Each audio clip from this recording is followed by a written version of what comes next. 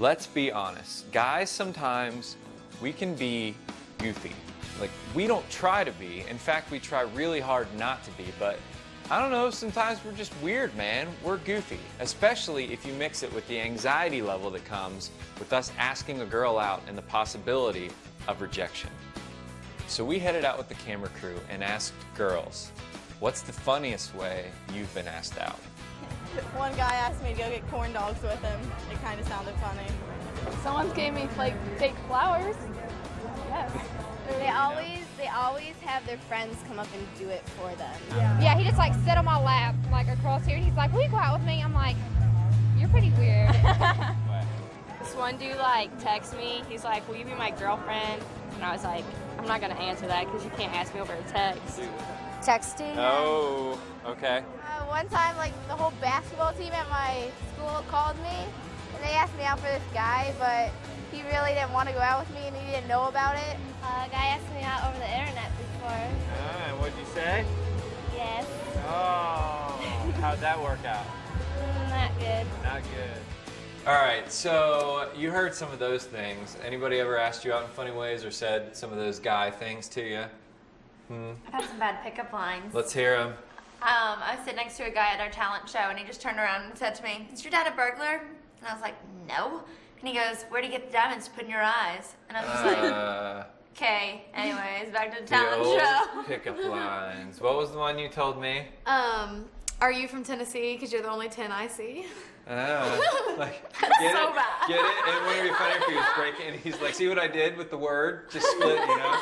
Like, awesome. Way to go. Do you ever think about the reasons why guys do things like that? And when it comes to asking girls out, whether or not that can be very frightening or hard for us? Do you ever think about that? I'm sure. That's That's the good part little of hearts. I know. Scared of rejection.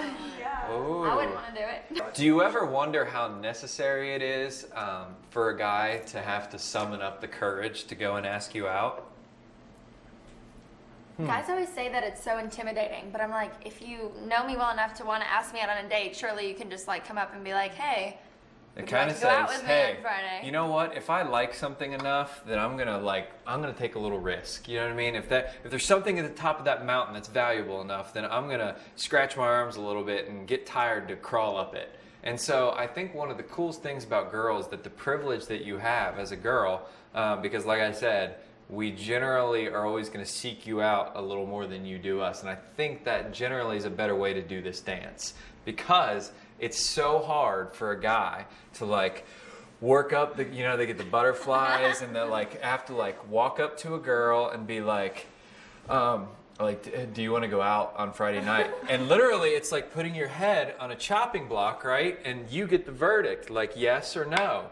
And to do that, you know what I mean? When you put it like that, it's like really sad. No, it's it's really hard. Oh, maybe, but the more important thing is like that develops confidence, even if we're really uncomfortable doing it. And that is a muscle that I'm going to need later in life, that you kind of have to let us build. And I think that's where one of those natural privileges that you have as a girl, saying, you know what, if you like me enough, like, or you want to get to know me enough, show me a little, walk up to me and ask me out. It shows confidence anyway. And it kind of asks him to step up to the plate a little. Can I add something to that? Yeah. And I think when girls take that initiative and they start pursuing the guy, it takes that muscle away from them that they need later on. Yeah, a lot of doing y'all disservice. A lot of guys that I talk to, they will, they tend to, when the girl has flattered them and shown them all the interest and come after them, it may make me feel a little bit better about myself and be interested, but guys are very related to challenges. We like challenges. We like stuff that we have to earn. So if we don't, they tend to get a little confused and disinterested, and then they aren't even sure why. And I think that's what I mean about a little bit more. I'm not saying always, never, but there's a more natural harmony in that dance where each person is learning their steps, I think. When it comes to guys and earning, this is kind of an analogy that I want to give you to help you understand how we are wired. Sometimes if I'm teaching a class of all guys, right, and I say, guys, choose any car that you want. And I'm like, any car in the world, you get to use it for 3 days. What do you think they choose? A sports car. Mm-hmm. A really fast car. Really fast, expensive.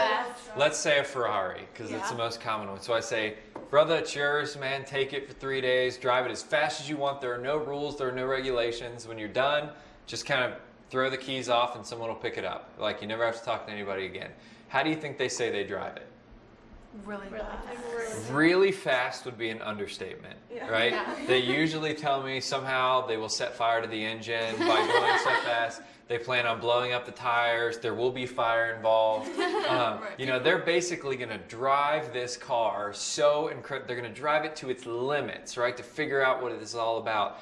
And then why? Because they're, you know, they don't have any responsibility. So I say, okay, guys, this time you can have your $400,000 Ferrari, but you have to work 10 years of overtime. You have to research Ferraris. You have to go look around at them. You have to get an insurance policy for the Ferrari. Then you have to spend time with the Ferrari's parents. And then you have to get emotionally vulnerable with the Ferrari. Right? And then you have to get down on one knee and you have to promise. And you have to say, Ferrari, I promise to protect you and keep you clean, right? When it's sunny or raining, and good days or bad days, whether or not, you know, I feel like going out for a ride and with my friends, but I promise I will always look after you, right? And then he signs the papers and it's his. And then all of a sudden, it doesn't sound like a Ferrari anymore when I ask them how they drive it. It sounds like they're talking about a precious girl, right? And they call it baby and they give it girl names and they always want to keep it clean. Then they get mad when other people breathe on it, right? And they're like, don't breathe on my Ferrari, get off my car, you know? So they get, and the whole reason is because the only difference is that car is just as valuable, but in one, they had to earn it. And it's so hard for guys to like care about something that they didn't have to earn. But yet when they really have to work hard for that same thing, suddenly there's this ownership and there's this task orientation about guys, and they really appreciate it. And when that comes to girls, I will say this, no girl is any guy's test drive. And I know a lot of them have made mistakes, but you are not designed to be driven around and to be beat up on and to be returned with low gas and a broken heart and baggage and all this stuff. You are to be appreciated and earned and respected. And I think when you start to think about it like that, you know, I hope that you'll be encouraged, and other girls will too, to see how you are wired and, you know, to see how we best work when it comes to you. A lot of guys will say stuff like, if you love me, then you'll go to this point with me, like you'll mess around or you'll have sex. Like, how would you go about answering that with some guy?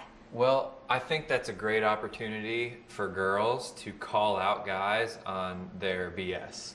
One of the things that we do, you know what I mean? If I was a girl, I'd be like, you know what? I tell you what, you are so right. And then I would pull out my cell phone and I'd be like, in fact, like, dude, as long as my dad says yes, then, you know what I mean? I was like, no problem.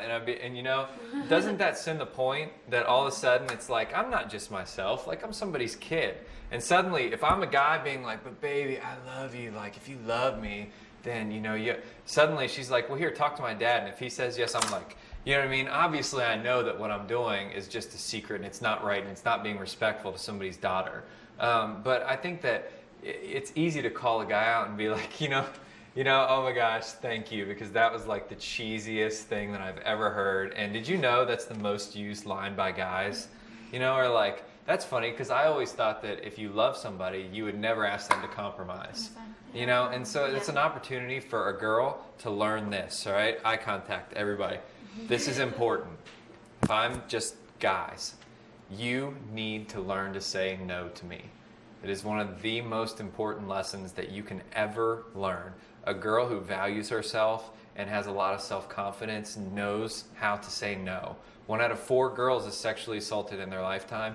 And I think that if girls can learn and be great and comfortable with saying no, then I think that you're going to be put in a lot less situations that make you vulnerable and feel like you would ever have to compromise your morals. And I think that is an incredibly important life lesson that you should know.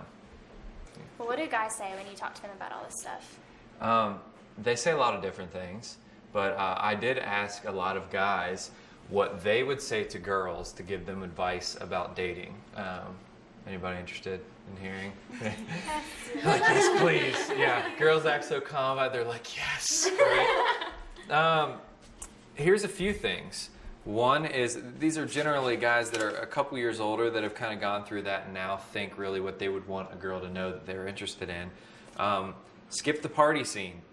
Over 90% of the time, over 90% of the time that teenage sexual activity takes place, alcohol or drugs are involved. and vice versa. So there's a type of place where things are a lot more likely to occur.